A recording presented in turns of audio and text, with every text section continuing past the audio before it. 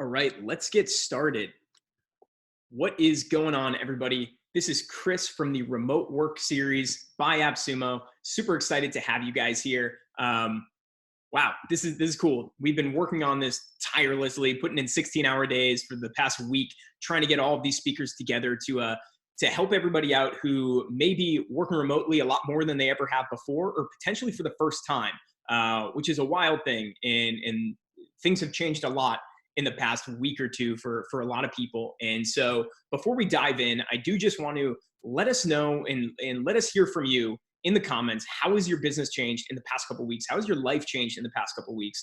We're really trying to build this academy out, the Remote Work Academy, and we want to hear from you so we can give you guys the tools and the guidance and the tips and the strategies and tactics that you guys need to crush it and to make this time the best time for you and to help you seize on the opportunities that are out there. And so that's what we're going to be going through, not just today, but throughout the rest of the series. So before we dive in today, I do want to go over a couple of housekeeping things. We've got a great talk for you lined up today. We got Gil, who's going to be talking all about remote work. But if you guys have any questions as we're going through this, drop those in the Q&A box below the video, and we're going to ask those questions to Gil after our conversation. And also there will be a replay. So if that pop out early, if you miss anything, we're going to get you taken care of. We'll send out that replay and you can watch anything you missed that way. But let's check the chat. Let me see how you guys are doing. All right, coming in from the Cayman Islands, super cool. We got Newport News, Virginia, pro side hustler. Heck yeah, Harry, that's awesome. All right, cool. Well, let's bring Gil on. Gil, you wanna jump in here? We got Harry, who's been working remotely since 2017. Super cool. Heck yeah. All right, ladies and gentlemen, we have Gil here for you. So if you don't know Gil, let me give you a quick bio on him.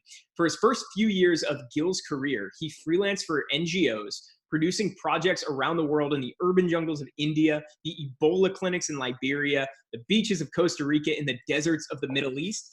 Gil co-founded a technical marketing company with his wife, Anya, running digital ad campaigns in web analytics for companies like Volvo Trucks, AirTrex, Candidate, and others. After working and traveling from 45 different countries, Gil has now settled down in Northwest Arkansas, where he messes around with cars in his garage. Gil, thank you so much for joining us. Yeah, thanks for having me. I'm excited. Yeah, so we've been talking for the past couple of weeks trying to make something happen, and then when the world flipped upside down, we decided it would be a good opportunity for us to fast track this conversation, to bring you on and to kind of dive into what it's like with so many people going remote, working remote. And you wrote a book that is actually available in this summit for free for Academy members, where you can check that out. It's on Gil's page if you haven't already seen that. But before we go into kind of teaching people how to go remote, let's talk about what your path to remote work was like.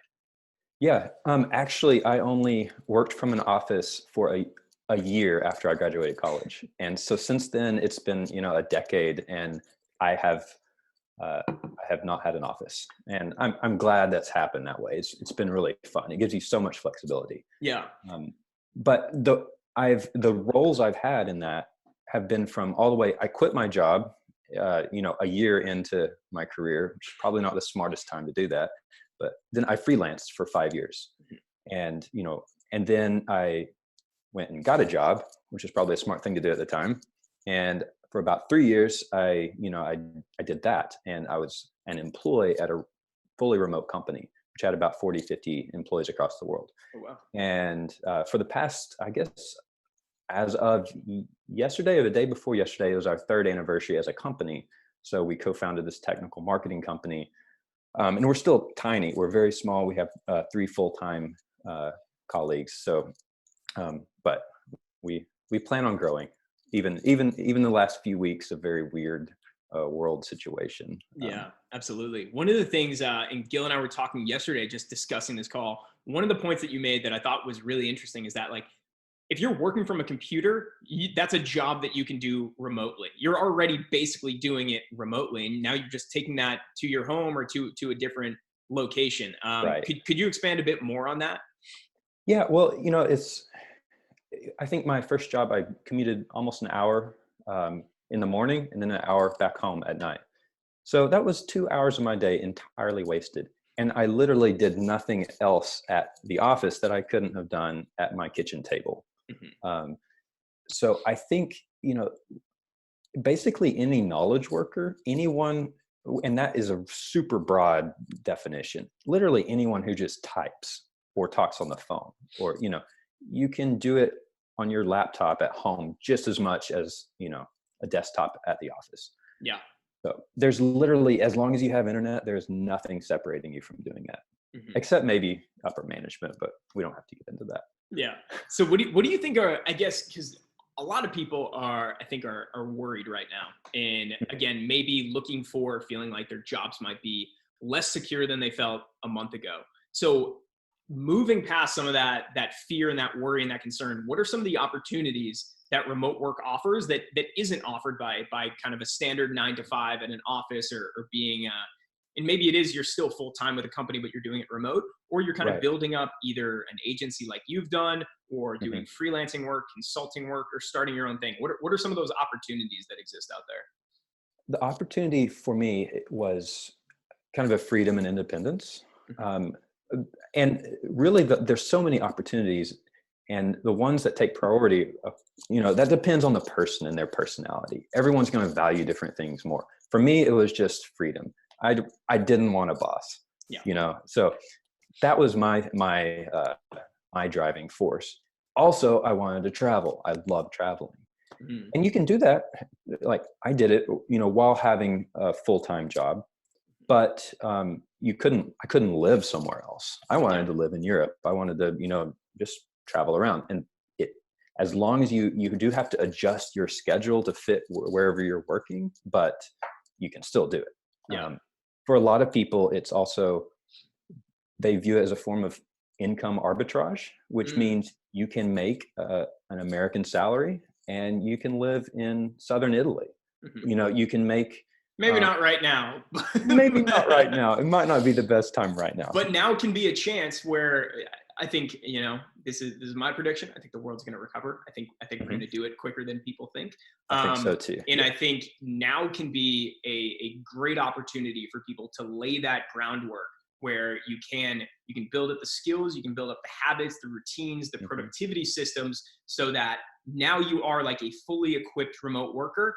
And Yeah. then when the world returns to normal, or even better than it's ever been before, Mhm. then you can't have that opportunity. And now you Yeah. can work fully remotely from wherever you'd like, and then practice some of this income arbitrage, as you call it. Right. And actually, a possible positive thing is that the world, people don't like change. People resist change. Well, this is a forced change right now. Mm, But the good thing is people will realize, oh, we can be entirely productive working remotely. And I mhm. think it will be a lot easier for people to and companies to adjust to offer those jobs and for people to find those jobs. Yeah. I think it will be better in a few months. I really like that point. Yeah, that this is like a forced mover for people who, I saw an email yesterday from a blogger that I follow, who's like a financial writer, and he was talking about how many of his readers for years have been saying they want to start an online business, they want to start one, hmm want to start one, but this is the thing that's just catalyzing them into action, because it's like it's a make or break time for some people. And you also have potentially a lot more time on your hands, even if not during the Yep. week. During the weekend, there's not much to do for many folks. And so I think now more than ever is a great opportunity for people to take advantage of this time, take advantage of the fact that, like,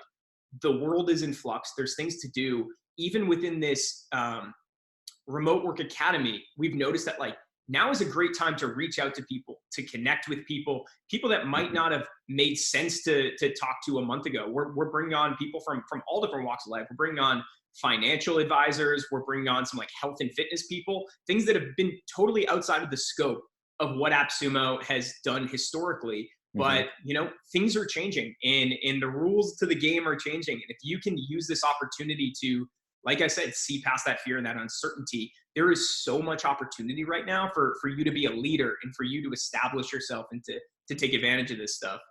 Right. I absolutely agree. Um, I think there's a quote from someone that says action begets action. Mm, And to me, it's like, even in our business, yeah, this is a very uncertain time just because you don't know what's going to happen. Mm-hmm. And we've had a few travel clients that are just slammed right now in a really bad way. And that's a negative. And I feel for those niches especially. But at the same time, we've had, this week has been crazy with the influx of leads and requests for help that I just did not think would be happening right now. For you yourself, you're saying, for your agency. Yeah, people needing web analytics or like paid search help. It's just right now, I did not expect it would be crazy. It's probably 3 times our average volume of. That's wild. Wow. Yeah, I mean, we noticed. Yeah, go ahead. No, go ahead. No, it's just like you said, now is the time the world is in flux, and it's, people have the time. They're sitting at home. Do something productive with your time, you know? Yeah. So we went fully remote. So this is our one week anniversary of our team being fully remote. And I remember talking with some of the people on the team thinking like, man, what are we going to do all day? Like, how are we going to fill our time working remotely, working from home? And it's been nonstop action. It's been really wild. And we had a leadership meeting a couple days ago, and we went into it being kind of starting off like, how do we play defense? How do we make sure we don't have anything fall through the cracks right now?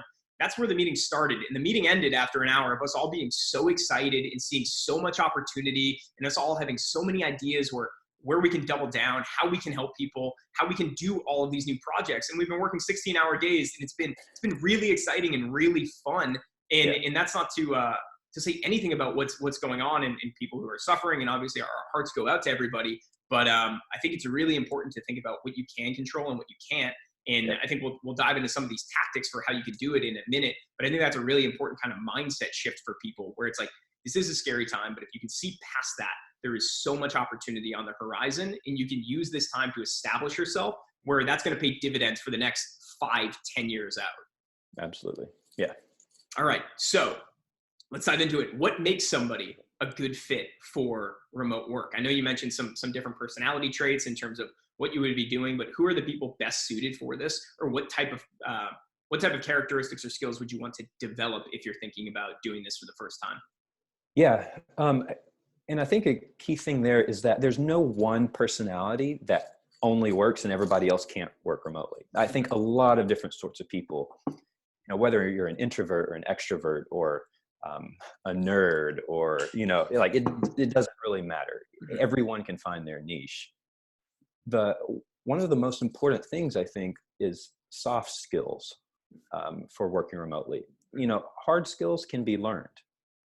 That's why AppSumo exists, and AppSumo, the Remote Academy exists, because you can learn hard skills by consuming content and reading and, learning. Soft skills are a little trickier. You can also learn those, but it's more about communication, and it's more about a drive. So you have to be self-driven. You have to be independent. You have to be able to, not so much task-based. And if you can force yourself to get in a groove and have, deep work where you're just sitting down, crunching stuff out, and not get distracted by, your home or your cat or your, then you can do it. You can do remote work. I think it's mostly about drive. No, that's a great point with the differentiation between hard and soft skills. I remember I don't know where I got this from, so I'm just going to steal it and pretend I came up with it. But I heard somebody say once that it's like, if you want to become, the 80-20 principle, it's like, if you want to really learn a skill about, very well, 80% of the way there, you can just go on Amazon, say it's copywriting. You can go on Amazon, look at the top 3 to 5 books on copywriting, buy those, study those, learn those. And in a couple weeks, if not sooner, now you have 80% of the things that you need to get there, whether it's, like you said, web design, graphic design, all of these different things. You can learn those hard skills, and you can learn them pretty quickly. And then once you have that, you can leverage these soft skills to really help to grease the wheels and to help things run more smoothly. And I want to comment on, I see some of these comments and they're making me super excited. So Harry is saying, I'm using this time to finally learn and implement email marketing. That's awesome, Harry. That's really cool. Using this time to double down or to work on something that you may have been putting off for a long time, just like Gil was saying. And Alan is saying, was thinking the same thing myself. It's time to dig into the things you already have, but haven't had the time to learn. Absolutely. Yeah. People are learning new languages, picking up instruments, learning how to cook, and then all of these skills for their businesses as well.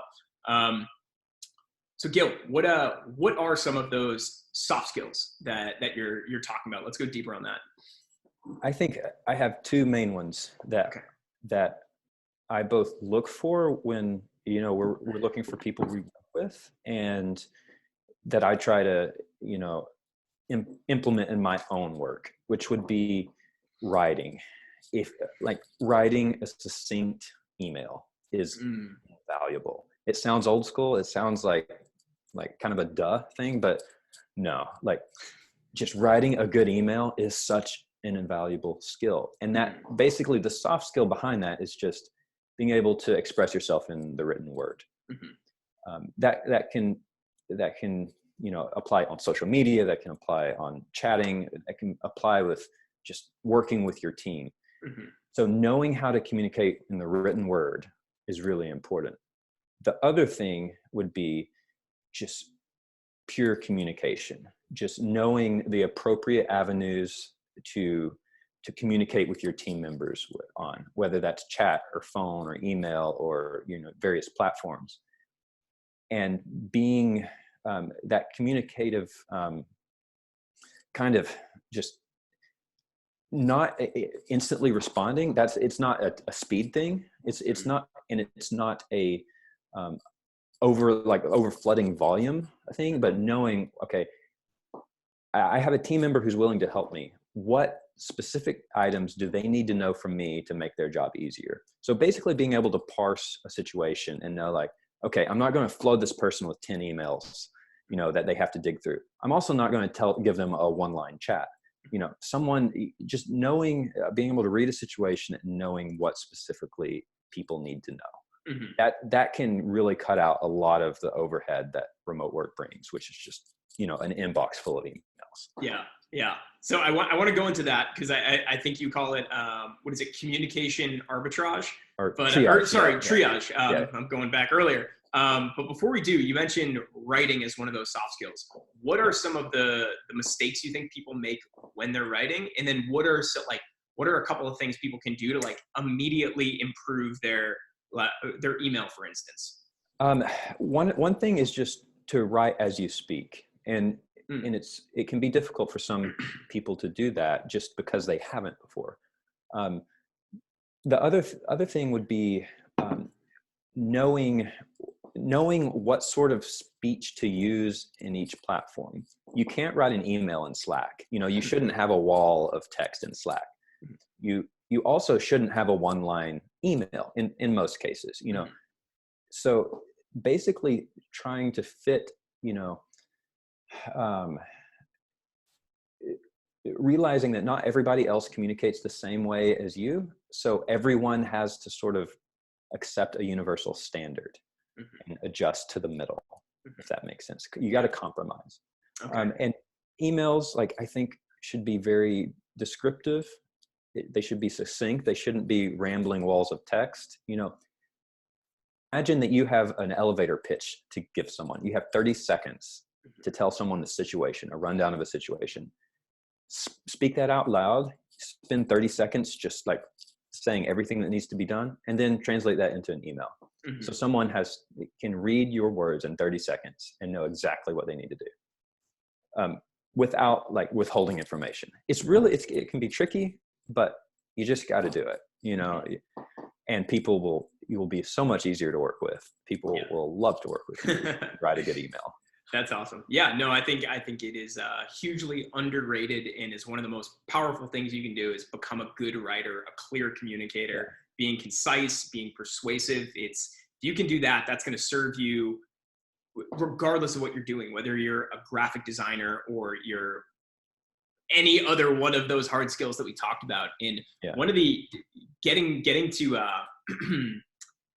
speaking or writing the way you speak. One of the things I've actually been doing, I started doing when I first started at AppSumo, when I would be writing a piece of deal copy, is I would write it and then I would put it in one of those speech to text tools, just one of those free things on Google. I would find it.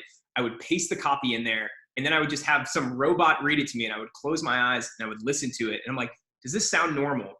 Apart from it being a robot, does this flow normally? Is this am I trying to use words that don't make sense? Am I trying to sound smarter than I am? Are they run-on sentences that just keep going?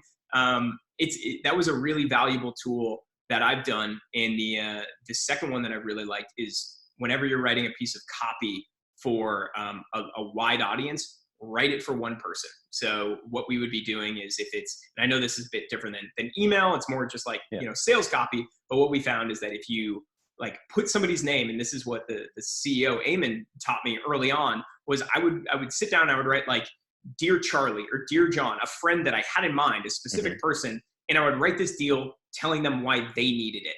And then you see that translates out. And so instead of trying to go wide and make this for everybody, you go super narrow and then see that broadens out for a lot more people than you'd expect. So I think those are two great things people can try when it comes to being a clear communicator. Yeah. And I think part of probably what I meant by the write as you speak is, I think people naturally have that ability. When you speak, you're speaking to one person. I'm speaking to Chris right now.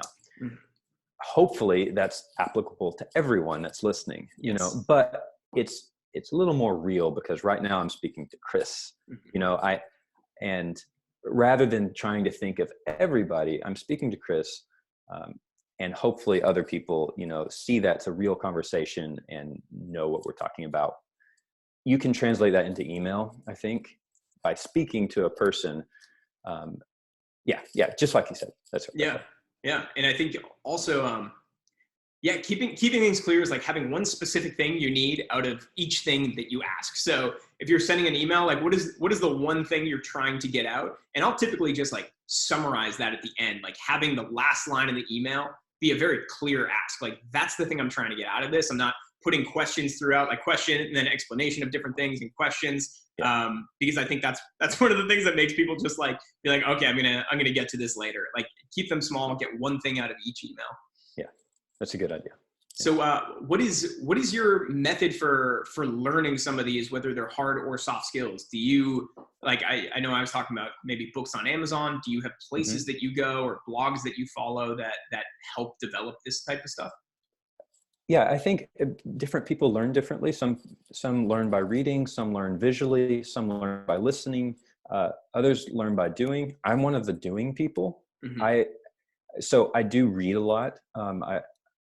I would read more than anything else, and then I would try to implement. What's an example of a time you did that, or a skill that you were developing? That would be with web development and SEO sort of thing. Okay. That was a skill I tried to develop from early on. I can't follow video tutorials very well. I'm the opposite. Really? Yeah. Well, I just that distracts me. So I have to like pick up a book and just look through it, and then I have to implement it on my own, or I won't ever learn it. Yeah. So, but other people listen to podcasts or watch videos. I can't listen to podcasts. That's just not me because I'm not an auditory learner. But my favorite is guides and books, and actually just doing it and then Googling. But everyone is different. There are a lot of great like video tutorials for that like my wife uses for some stuff, like some deeper analytic stuff that to do Tableau or Power BI or stuff, and it works for her because she's more of a visual learner. Yeah, no, that's great. I see Boris commenting. Yes, we are going to be getting to talking about teams and team building. That's actually one of Gil's strong suits. But we definitely want to lay the foundation. But don't worry, we'll start addressing that. One of the questions I had for you before we move on is, when it comes to learning these skills, or somebody new to remote work or picking up something new, I think something that holds a lot of people back is feeling like they don't know enough, or they don't know enough as everybody else, or like they have a lot of that imposter syndrome, like, hey, I've only been studying web development for a couple of weeks, or marketing or copywriting for just a very small period of time. Why would anybody hire me? Why? Like, you feel like you're not ready to reach out, and then that keeps holding you back. And I was talking to a friend yesterday who has been working on a company for a couple of years, but it still kind of seems afraid to ask people to buy his product just Hmm. because there's a lot of that, like, well, why would they buy it from me? Like, maybe I just need to keep educating them and educating them. So how do you think somebody should approach that? Like, what is kind of like, you should have this base level of knowledge, but after that point, like you said, you need to learn by doing. You need to go out and you need to find people to work it with and kind of test your skills out in the real world. Yeah, my initial thing would be like, actually nobody knows anything, so just go out there and do it. Yeah. And like, yeah, don't worry about not knowing or not being very good at it, because there's always going to be someone better than you. There's Hmm. always going to be someone worse at it than you. Hmm. Doesn't matter, just do it. Yeah. Just yeah um, yeah, just get it done. Yeah. Just go do it. I think exactly what you're saying. People can feel like, and I felt like this way before, where you feel like you're at the bottom of the mountain and you're looking up, and everyone you see is better than you, knows more than you. Why would Right. anybody take a chance on me? And it's like, if you've been doing something for any length of time, it's like, chances are you're at least a little bit of the ways up that mountain, and there are people behind you, and those are the people that you can be helping. It could be a company that wants to get into email marketing or SEO or wants to improve their copy. And chances are, if you've kind of done that strategy, you've either read a couple books on a topic, you've watched some online tutorials on something. Chances are there's busy business owners with successful products and companies that are way too busy to have the time to even do that. And those are the people you can be going after. Those are the people you can be helping. You don't Right. have to be the greatest copywriter in the world charging $1,000 an hour for your time. You can start off charging 20, 40, $60 an hour for what you're doing, and then eventually work yourself up to that point as you're learning through that experience, like you just said. Yes. So what are some of the challenges you've had with remote work? With remote work, there's I think there's huge benefits, which is why I work remotely. There's Yeah. also some downsides, and I think that that's worth addressing. And they're different downsides according to where you are in your career or your role, whether you're a freelancer, whether you're working in a company, or whether you're hiring and like building a team. Mhm. So as a freelancer, that's mostly of a networking issue. Mhm. Um, it's difficult if you're working remotely to network with your potential client base. Um, as an employee, that the difficulties will be, I think, also a little bit of networking, career advancement, and wanting to, how do you get promoted? Mhm. How do you communicate with your peers and your bosses? How do you get a raise? Stuff like Mhm. that. Um, and as when you're building a team, whether you're a manager of a department, like trying to hire onto your small team, or whether you're like a small business owner trying to hire for your company, it gets really hard to find people that will be a great fit for you. Mhm. So it's mostly, I would say, the biggest challenge is just uh, people, and finding the people that can talk to you and that you can talk to them. Yeah. It's just the networking on almost all of the levels. It's just different networking Yeah. issues. So when you're in an office, it's easy to get FaceTime in with the boss. You can see your coworkers and have some of that water Yeah, cooler conversation, and maybe get that networking going, so you feel like you can either rise up or feel like you're in the loop. right. And then when you go remote, it can feel isolating. You feel like you're not necessarily a part of the team. So how do you mitigate some of that stuff? What would you recommend? A lot of that is I encourage teams and people to get as much face time in as possible, Mhm. whether that's physical or virtual. Okay. The physical face time is difficult, but I worked for a company for a few years with, it was a smallish 50-person kind of company. It was headquartered out of Portland, and they did a really good job of bringing the entire remote team together once or twice a year physically. So we Mhm. would have like an executive leadership conference, in Portland, and you'd have 5-10 people there, or they'd have a developer conference and fly people in. But Mhm. the team was all over the world, but still got to get together and have some beers and chat and have that water cooler talk, Mhm. which makes it far easier down the road. Yeah. The physical kind of contact isn't always possible. And in that you have to replace it with Zoom or Skype. And you in our company, we do at least we have a regularly scheduled weekly meeting, which is about an hour long, where we just chat.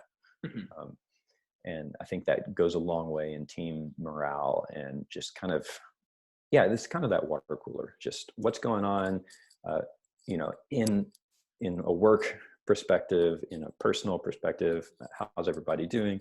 Let's keep on working. Yeah. That's great. That's something that we actually started doing just the past couple of days at AppSumo is for the marketing team. Every morning at 10:30, we do a 15-30-minute call. There's about, I don't know, 12 of us, 8 of us on the marketing team. And we just hop on, and yes, it's to kind of talk about like, hey, what's the kind of main thing everybody's focusing on? Are there any blockers on your projects? But we'll typically hang out a little bit longer on that call just to have some of that water cooler conversation. How's everybody doing? What have you been up to this morning? What's it like working from home? The world's crazy right now. How are you dealing with it? Because not just are those great ways to like get that networking in, but also just getting that social interaction in, so you don't lose your mind. It can definitely be isolating when you're working from home, but if you can build in some of those systems where it's not just you're relying on chance opportunities for you guys to connect, but kind of building that in like the way we've been doing, and it can definitely get out of hand where it feels like you're having meetings all the time. I'm not a fan of that. I don't think you are either, but depending on, the group or the person, being able to build some of that stuff in so you can have some of that interaction. It's something that you do have to force a little bit at the beginning, but pretty soon it becomes second nature. So, that's awesome. Do you have any particular tools that you use for that? We use Zoom. That's our kind of platform of choice for video communication. I love Zoom. I don't like many other video platforms. Very clunky, but Zoom just seems to work. Yeah, simple and effective. Yep.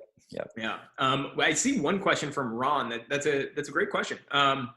So Gil, you're used to working remotely, and small to medium businesses will accept that. How about a corporate company? There are decision makers that are dinosaurs. How do you convince them that you can do a job remotely? It's a great question, That's Ron. difficult because I have never worked for that corporate entity. And it really depends on that corporate entity. My cousin works at Google, and he's been working from home for, I think, a couple of weeks now. But that's Google. They're going to be a little more progressive and not less dinosaur-y than maybe the stock exchange or something. But it looks like Ron says he used to work for Oracle. I think Oracle might be a dinosaur. But I would suspect Oracle is having some of their people work from home right now. Definitely. I mean, they actually Oracle just built a massive new campus, probably 2 miles from where I am right now in Austin, Texas. And so, I imagine, if not now, I'm sure shortly they will be. One thing I would say, Ron, that you could potentially do is, as opposed to going entirely remote to start off, maybe you take a sick day or you do a work from home day. And then maybe that stretches out to a couple days, and then you can go to your manager or your boss and you can show how you've been more productive at home, the things that you rolled out while you were at home, see that balls weren't dropped while you were doing that. You were still in communication with them. I think you shouldn't look at things, and this goes to a lot in life, is as these all or nothing frameworks where it's like, I'm either in an office or I'm working fully remotely. If it's a situation where your company mostly works in office, but you want to start working remotely, you can take some of these baby steps, feel out the water so it doesn't feel like you're going cold turkey. You took a day from home, it worked out well. Your manager can start to see that, or you can kind of bubble that up a bit. You can do that, expand that out. Maybe you want to go on a vacation for a week or so. Building these baby steps instead of going all or nothing. Let me know if that tip might be something that you could try out with your situation. I know it's not the easiest thing to do, but the quality of your life is determined by the number of weird conversations you're willing to have. Let's see what else we have in here. So this Corona situation is ideal to start convincing them, as a lot of workers will be forced to start working from home. That's an obvious but great point that I didn't even address. So great job pointing that out. It's very true. You can use the situation to leverage that type of thing to do that. And it's interesting to think, I'm curious your thoughts on this, Gil. Do you think that's going to start happening a lot more now that, people are working remotely? And once this resolves itself, because it will resolve itself, will a lot more people be negotiating these work from home contracts where it's like, listen, we saw for a week, 2 weeks, a month that working from home works. We're more productive. We get more done. We're less stressed out. What are your thoughts on kind of the future of remote work? Yeah, I don't think all jobs are the best suited for remote work, but the ones that are, which are very many of them, I think people realize, wait a second, we worked from home for a month and our quarter was great. I met all my goals. And because of that forced pain, and people, the people higher up will realize, oh, we don't have to have so much office space if so-and-so works from home. And they'll see some of the benefits of like, oh, they don't have to commute and they actually work a little bit more because they don't have to commute, And a lot of that water cooler conversation, lunch breaks, things like that can take up a lot of time. It's like, if you work 8-hour days, but then on top of that, it's 2 hours of commuting. It's an hour for lunch. It's these little breaks and conversations in between. It's like all of that stuff can really add up. And so the employer is kind of at a disadvantage. Another thing I would recommend for folks would be, I can't remember the name of it, but the founder of Basecamp, he wrote that book where Basecamp is entirely remote. I think they used to be called 37 Signals. Someone in the comments, let me know. But he wrote a book, I think actually Rework, that's the name of the book. Thank you, Cam. That's a great one for everyone to check out as well. Ron, I see your correction. So you're saying, how do you acquire a corporate customer? Got it. So if you're working remotely, you're running a digital agency, freelancer, consultant, how would you land a corporate client? We've done that. And you had Toyota what was the company? Volvo Trucks. Volvo. Yeah. Okay. So how does that work? Well, if you think about it, you usually already acquire them remotely anyway. How often is your corporate customer located in the exact same city as you? Possibly, if you're in New York City or San Francisco or Austin, maybe yes, but usually no. You're flying across the country anyway. You meet someone at a conference. You just network. Your typical means of acquiring business. You're not ever in the same neighborhood anyway. That's a different model. Some agencies have really nice offices for a reason, because they can bring people in and give them a latte, but that's not necessarily it's not necessary. It works, and I'm not against that. Actually, it'd be pretty cool to have a sick office, but no, I can go see them. I can get on a plane and see them. Not right now, but soon enough. One thing I see somebody asking, they're very interested in the tool. So what I'm going to post, if you haven't seen this, the AppSumo team actually did a great job putting together an entire bundle of remote tools that will help people. So forget the corner office. Remote workers enjoy flexible schedules, less stress, and shorter commutes. These remote tools span time zones and make digital collaboration just as effective as face-to-face communication. So we have tools in here for conferencing, screen sharing, managing your products, or automating your tasks, and taking your team to the next level of productivity. So I just posted that. Would love for you guys to check it out, see if there's any tools in there.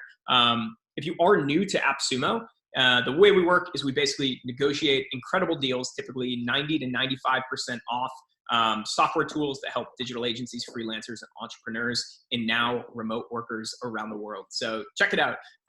Let's see, what other questions do we have?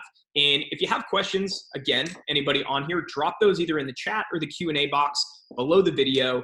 Let us know what you're working on, what questions you have about remote work, how to get clients, how to beef up your skills, things along those lines.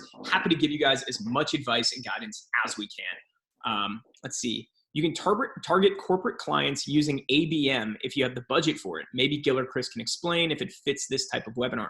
I don't know what ABM is. Gil, do you know what ABM is? I don't know what ABM is either. Okay, so please let us know. Maybe you can explain it to us. Account-based marketing. Man, you got to talk to Nick on our team. He loves the acronyms. Okay. Account-based marketing. You have thoughts on that? That is, not my area of expertise. It's not my area of expertise. All right. Maybe we're going to have to bring this commenter on Yeah. to discuss it more. Let's see. I'd like to know the tools Gil uses. Would he be willing to share? Gil, take it away. Absolutely. We have a very intentionally lean approach to tools. I wrote about it a lot in this book, Making Remote Work Work, which, is available to, I guess, the AppSumo folks. And I worked in a company that used a ridiculous amount of tools. I think it was close to 24. It was, we had a tool for leaving anonymous feedback. We had a tool for leaving virtual high fives. We had all this stuff. And it was just like half my day was spent catching up on these tools. And, we had Slack, we had Google Chat, we had a few other forms of chat, so we made the intentional shift away from multi-platform communication, because when you have more than 3 or so forms or platforms of communication, things get fractured, they get lost, they just get spread out, and they're diluted.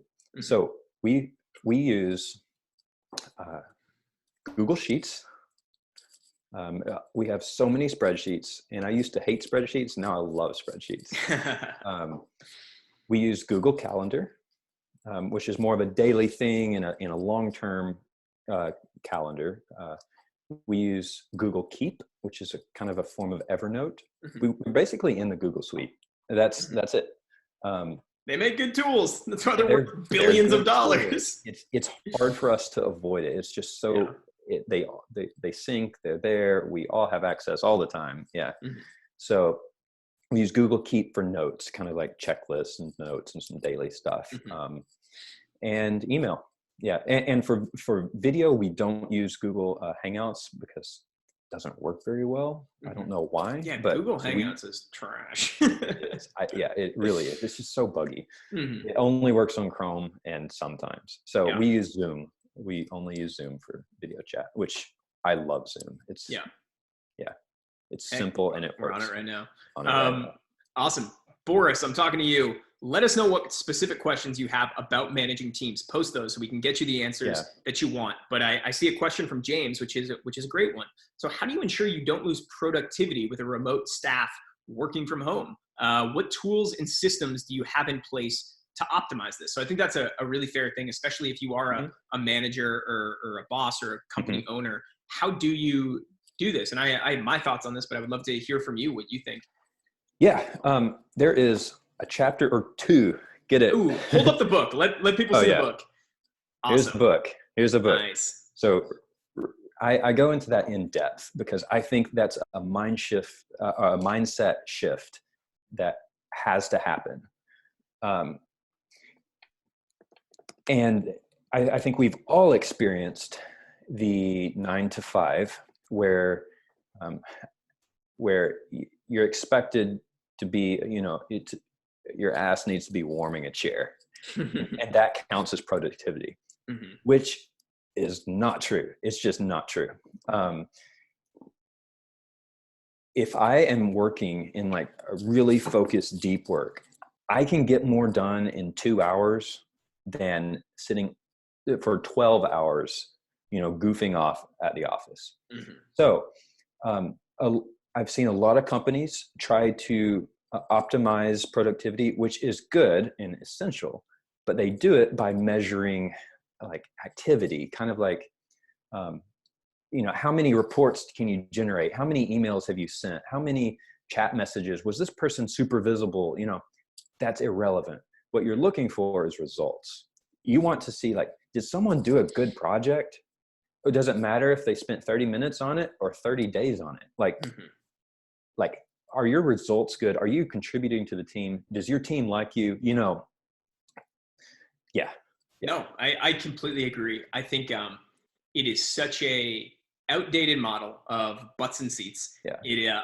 Someone could be sitting in their chair at the office for 16 hours a day, being the first one in and the last one out, and they're watching YouTube videos the whole time. Unless you are measuring both the inputs or the outputs of what they're doing, that's all that matters. You're hiring somebody to optimize your SEO.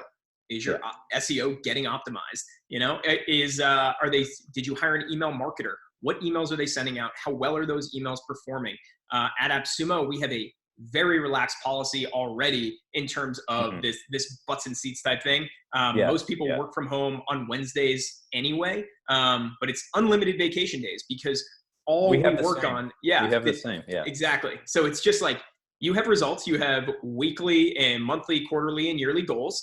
And are you on track or not? And I think that's so James is saying, so how do you measure input exactly in your own businesses?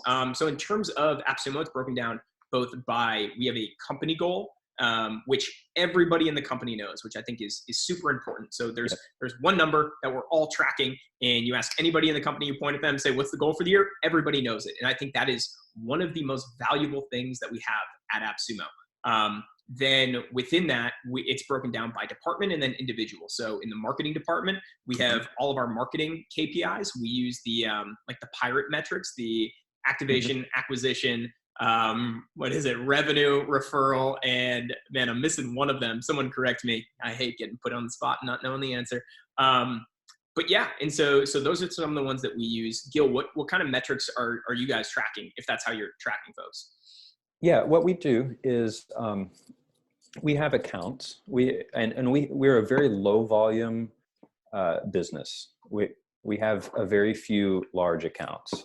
So we have usually we have about 15 or 20 in the pipeline and ongoing. So it's very easy for us to look at each account and know if those goals are being reached. Basically, we're very ROI focused for our clients. So that's literally our only metric for our clients is, does our marketing bring you guys more money? And if it does, we're on track. So because we're so focused in web analytics, we can measure all this stuff, and we build dashboards. So we have Data Studio, which is another tool that you should totally use if you're into that sort of stuff. Another Google tool, but Data Studio integrates with the APIs of, I don't know, 100 different platforms. And so we can just build a dashboard and see, oh, this account is kind of suffering right now. Let's pay extra attention to it. We can be like, we made a big mistake here. This is not good. But usually it's like, this is great. This is great. This is great, because we don't ever make mistakes ever. Awesome. But no, it's super easy because we're so numbers focused anyway. Yeah. And that's how we can be like, look, you're doing a great job. These accounts are great. And I think that goes both ways too.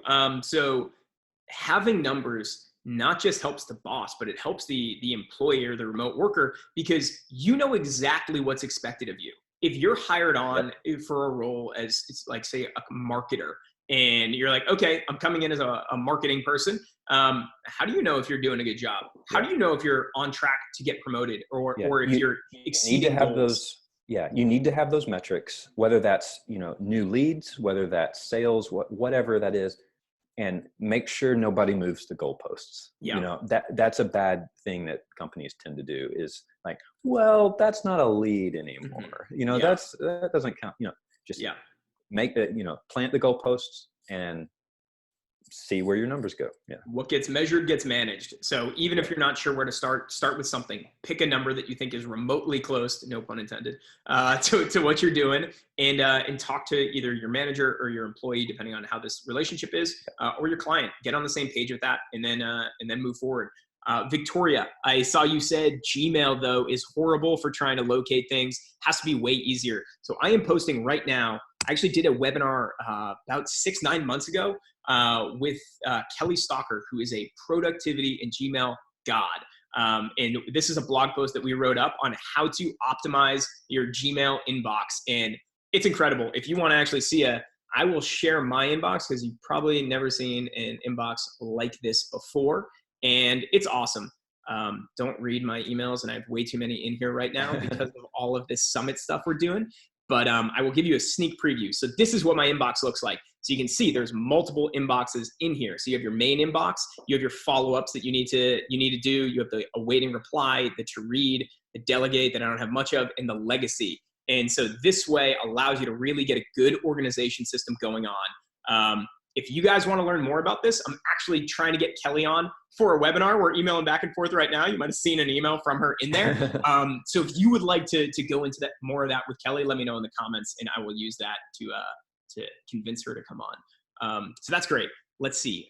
Boris, I know you gave, okay, I was looking for more strategies on recruiting the right people at the right time. Yeah. That's been my greatest challenge. That's my greatest challenge as well. Yeah, it's, there are a lot, and it really depends. I don't know what industry Boris is in, but it depends on your industry, because some industries have moved towards remote work a lot faster than others. If you're in development, it's probably going to be a little easier because a lot more developers are almost expecting to be able to work remotely now. Mm-hmm. And there's some pretty decent job boards like We Work Remotely or remotework.io. Peter Levels has a good platform, Nomad List, which I was a member of for a long time. If you're in slightly different, anything outside of development or web or web development, it gets a little trickier. And to share a little bit of a story, when we've posted a few openings for some full-time jobs last year, and one of the openings kind of went viral, and it got syndicated everywhere. We posted on some job boards. It was a nightmare to find the right. What was the job posting? What made it go viral? It was a remote job that was for PPC management, for Google Ads management. Okay. So I thought it would be kind of a niche thing, and we required a specific set of skills. What are you, Liam Neeson? Yeah. And we ended up hiring Liam Neeson.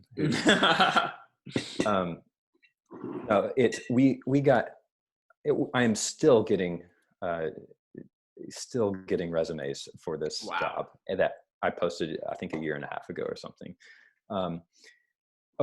So in the first couple of months when we were making the hiring decisions, got over 1,000 applicants. I looked through every single one of those resumes and submissions. I ended up, none of them, out of the 1,000 submissions, this is for those of you that are looking for jobs right now or in the near future, just remember that you have to stand out, because people are seeing thousands of submissions. People want remote jobs so bad. And I think it's probably even greater now. So out of these 1,000 submissions though, it was a very low barrier to success because maybe 50 of them were relevant. I got submissions from a pharmacist. I got submissions from someone who was just a grocery store cashier that had no, they didn't know Google Ads. This pharmacist has no idea what I'm doing. But so there's just so many irrelevant submissions. So make sure you find the one you want that you're good at and focus on those, and don't just submit a resume in a couple lines. Out of those 50 people that were relevant and had the skills, maybe, I talked to every single one of those, and of those, maybe 5 of them made it to a good interview process, and literally none of them worked out. We were a little picky, but not that picky. Mm-hmm. So I ended up I manually searched LinkedIn and just messaged 30 people that I thought looked like good fits, and had a few interviews, and one of them was excellent.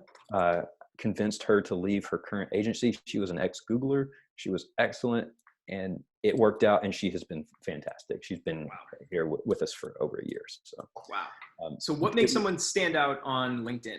What about her profile made you think? Obviously, I bet Google caught your name, but what else? Because not everyone's going to have Google on their resume. Right, so what do you think absolutely. people can do to increase their chances to help them stand out? Uh, she had a very complete LinkedIn profile. Mhm. It was very well written. Everything was there. It made sense. It wasn't, uh, a lot of things I see is just kind of a braggy or fake, like clearly just hyped up profile. Mhm. And I can read through that. You can't say you're a marketing mastermind guru with, like Google ad certification. I don't care. Anyone can get that. Like, Mhm. don't say you're a, a Bing ads ninja. Like, got so many of those. But it was just clean, clear, professional. And she, had a few years of experience in it, and it was perfect. And I found quite a few people who had really good profiles, and it helps if you have your own personal website Mhm. with maybe a little bit about you. Mhm. For remote work, especially, it helps if you have had travel experience, Mm. or at least show that you know how to handle, moving around. Mhm. That's actually a very attractive thing to a lot of smaller remote companies. Yeah, that's great. Yeah, I think and let us know in the comments if I'm thinking about bringing on somebody for this remote work academy to go through LinkedIn and to teach people how to optimize your profiles for exactly this type of thing. So let me know in the comments if that would be helpful for you guys, or if you're like, nah, got it. Either I don't use LinkedIn, don't want to use LinkedIn, or I'm already a LinkedIn ninja, and so I don't need help. Let me know, because that'll help us decide if we're going to do it. But one of the things I would say is that your LinkedIn should be a story. It shouldn't be, and same thing with your resume. It's not you just chronologically listing out everything you've ever done and every job you've had and the exact details of that job. You're creating a story. You're crafting a story, and you should, again, same with copywriting, like we were talking before. Write it for one company or one type of job. Structure it that way. If you're 40 years old, you don't need to be having on your jobs from high school. And you don't have to have all of your jobs in there with all of the details. I think being able to really think about it through the eyes of a hiring manager, or of a client who's going to be looking at it, what do they want to see? And even within each job, craft either the bullet points or the descriptions for what that hiring manager wants. So it's like, if I was going out for a Facebook ads job, it's like, I've done Facebook ads at AppSumo, so I don't need to have all of the other things I've done at AppSumo in there if I'm trying to go for a specific job. So craft the story, the meta story, as well as craft it within there. And I see Ron saying the headline and the summary, also great. And I see that people, would love some help with LinkedIn. So I will look into that, see if we can bring somebody on for you guys, and stay tuned, because we're constantly adding people to the academy for more talks. Who's up there now is not the only people. We already got a bunch in the pipeline. Let's see. What have you? Let me go through looking at some of my notes here. Any other questions? Again, let us know in the comments for Gil. We're coming up on the end of our time, but I want to make sure we're giving you guys as much value as possible. We're answering all of your questions, so let us know. What else? Ron has 70,000 contacts on LinkedIn. All right, man. I don't even think I have 1,000. Good for you. Let's see.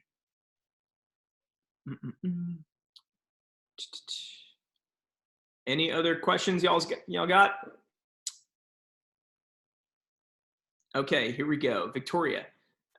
One of the things that stymies me is how to write a LinkedIn profile when I have multiple and varied skills. For example, I'm an entrepreneur. I just closed a data software company that was in business for 33 years, and I have an extensive nonprofit background as an executive director.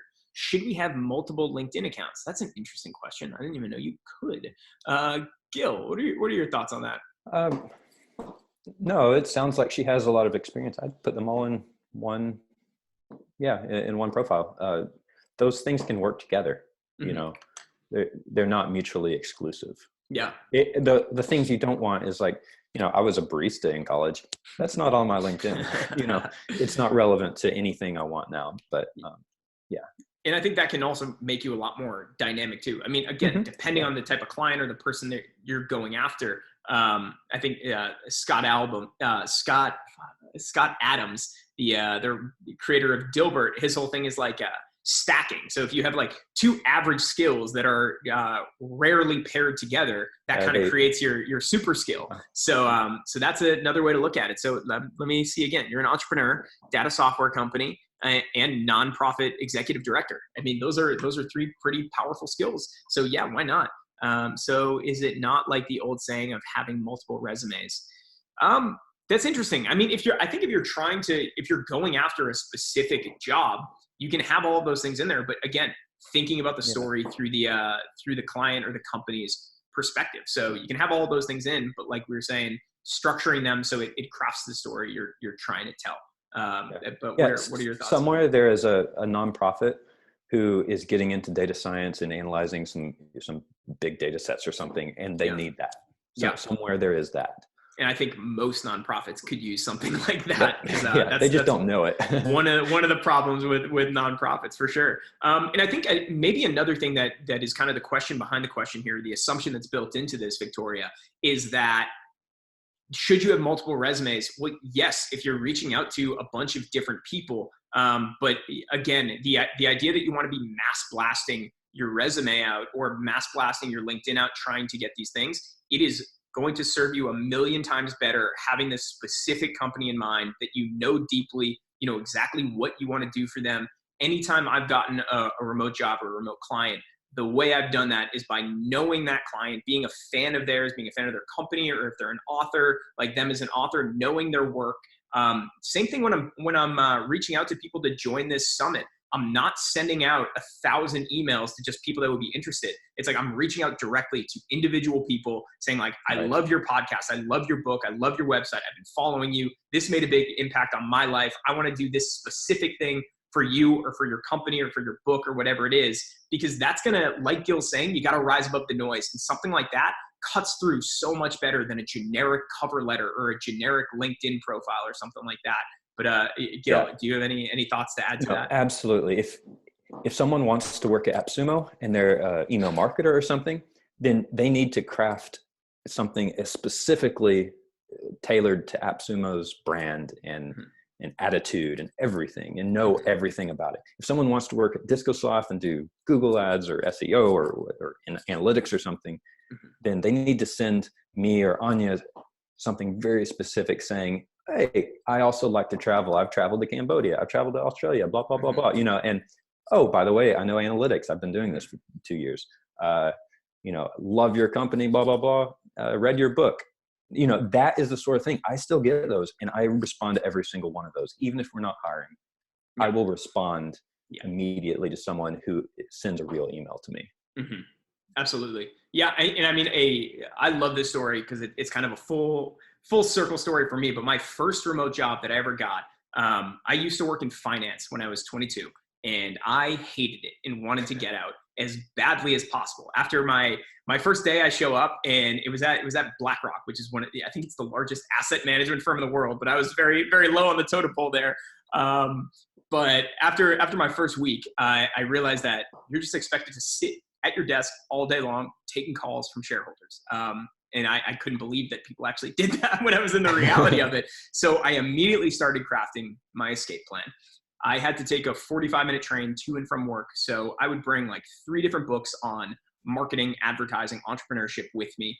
And what is so cool is a lot of those authors I'm bringing on for this remote summit, which is super cool for me because they really helped me get started. But I was doing this, I was learning, I was kind of using this Amazon strategy, reading some of those books. And then the first person I reached out to was Charlie Hone, who is coming on Sunday with Tucker Max to talk about how to write a book. But Charlie was doing an updated version of his book. So I reached out to him very specifically. I had been following him for probably a year or two at that point. And I said, hey, I know you're coming out with your new book or a new version of your book. I went through the old version. These are all of the updates I would make. I would love to work on this with you. Let me know if you're interested. I had no experience.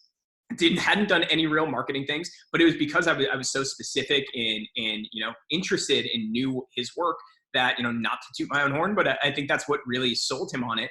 And then he's the one that ended up introducing me to Eamon and AppSumo. And so, looking back on this over the past 7 years, I don't know how old I am, something like that. But it's really cool to see how these things can compound and come full circle. So that is something that potentially you guys can try is know people, know their work, reach out, be authentic, and that'll work great for you. Do we have anything else? Ron said, I was a recruiter. base resume that you can easily tune for a particular job. Add a 1 or 2 paragraph intro that is specific for the job. Cool. Thanks, Ron. I just sent over a CV with a 2 paragraph intro 25 minutes ago. Nice. Awesome.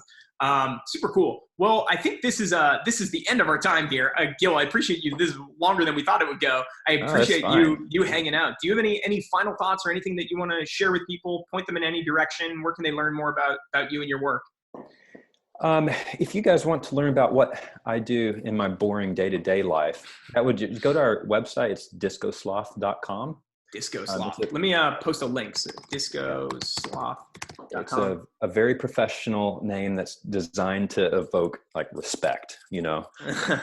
Yeah, I love your website. It's awesome. Thanks. We post some, you know, blogs and our stuff from our books there. We have, you know, some guides on PPC that we've created.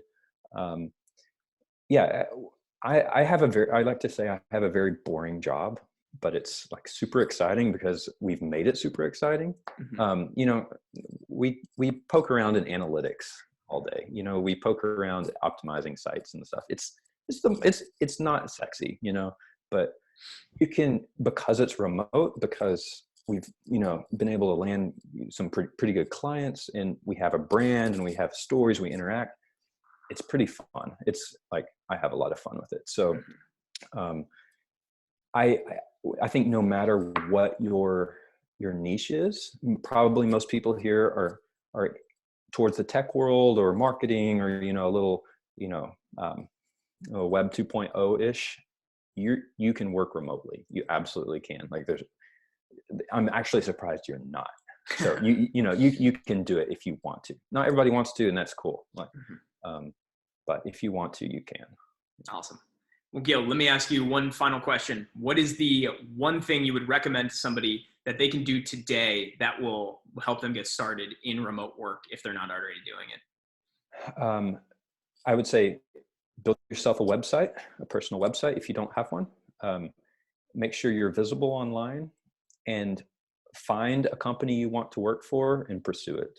Awesome. Yeah. Find your ideal dream job and just pursue it. Perfect.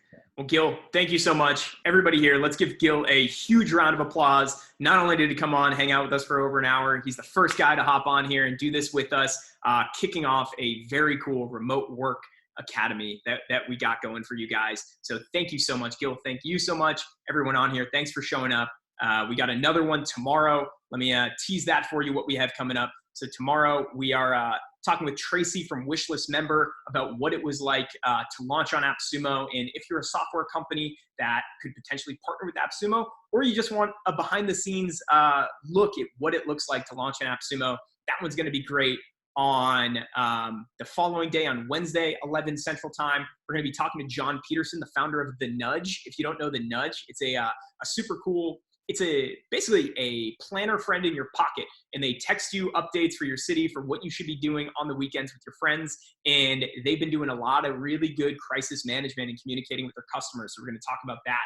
On Thursday, we're talking to Taylor Schultz, who is going to be talking about your finances. He runs a company called youstaywealthy.com, and he's going to be talking about what you should be doing with your money right now. And on, that's it. I actually missed this weekend. So tomorrow we're doing a fitness one at 11 o'clock in the morning Central Time with the team behind Ladder, which is a fitness app. They're going to be talking about what you can do to stay fit at home. And on Sunday, we're talking to Charlie Hone and Tucker Max. That's Sunday the 22nd, about if you've always thought you have a book inside of you, this is your time to sit down and get going. Thank you guys so much. Gil, thank you so much. Thank you. And I'll be seeing you guys soon. Thanks, man. Take care. Talk to y'all later. Everyone.